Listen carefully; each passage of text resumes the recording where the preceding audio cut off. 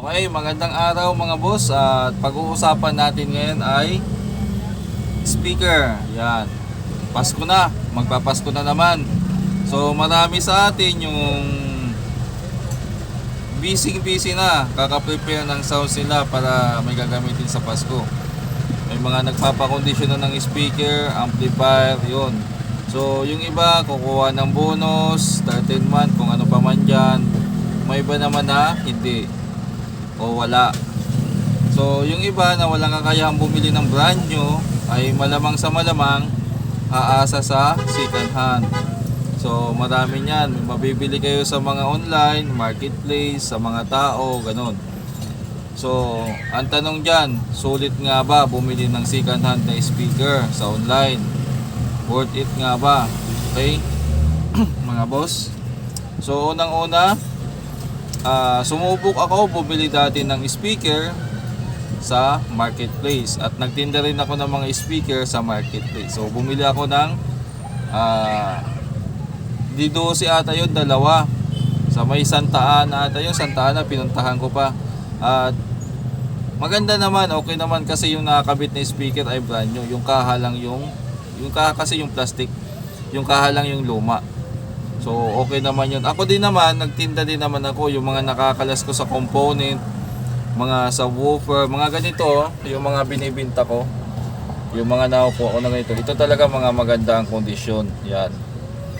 So nakatinda rin ako, may mga iba na hindi nabili, may iba yung mga branded mabilis mabinta. Okay.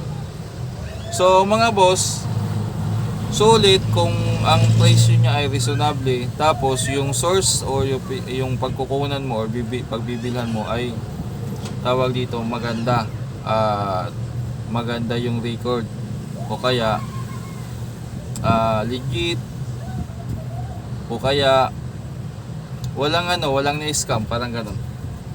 Pero mga boss, pag bibili kayo ng second hand, kahit anong unit man yan, sugal yan mga boss. Sugal yan, sinasabi ko sa inyo. Kasi may mga customer din ako na bumili ng bumili ng second hand speakers. Kumpare niya, kapitbahay niya. So dahil kapitbahay niya, tiwala siya, binintahan siya ng speaker. Alam niyo nangyari, hindi niya alam yung original price o yung price ng bago, bininta sa kanya na mas mahal pa sa bago. Tapos yung speaker na yon ay may tama pa, kasi napansin niya lang nung pagkabili niya, nung ginagamit niya, pag mahina ang volume, basag ang tunog. Tapos hindi gaanong magalaw o mabis, parang ganon. So hinawakan niya yung con, kumbaga ginalaw niya yung con, sinubukan niyang i-place, parang ganito. Kuha tayo sample, ito lang. So ginanon niya, ginanon niya. So nung ginagalaw niya, kasi pag ginagalaw mo ng ganon, kailangan mga boss, walang sabit. Kumbaga pag ginalaw mo, wala sabit. So nung ginanon niya, parang may sumasabit. Sabi niya, patay, mukhang nadali ako. Medyo mataas ng konti kaysa bago. Tapos nagbayad pa siya sa pagpagawa. Kumbaga napagastos lang siya. Nung kinalas namin, may tama na yung voice coil at saka wala na rin sa align. Yun lang, medyo napasubo siya.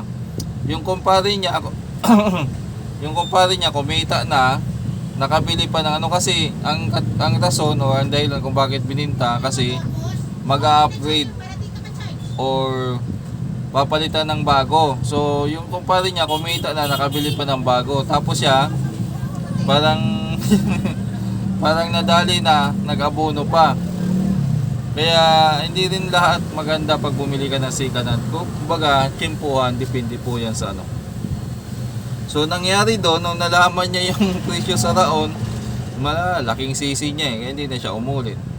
Mga boss, ganun talaga minsan, lalo na kasi hindi mo naman may sisilip yung voice coil kapag bibili ka na wawaratin yung speaker, titingnan.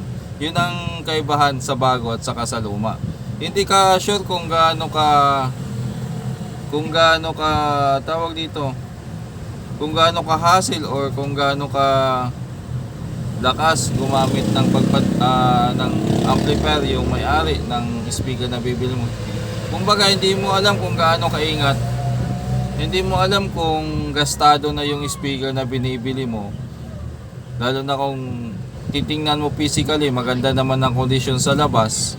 Pero ito kasi mga boys ko, hindi mo makikita mga boss kung bibili ka kung may tama o wala katulad nito. Ayan o, kung mapapansin nyo yung part na to, nung kinalas ko to, sumasayad na, kaya nagkaroon ng gasgas dyan mga boss. So nangyari, tumutunog pa rin pero may sayad na.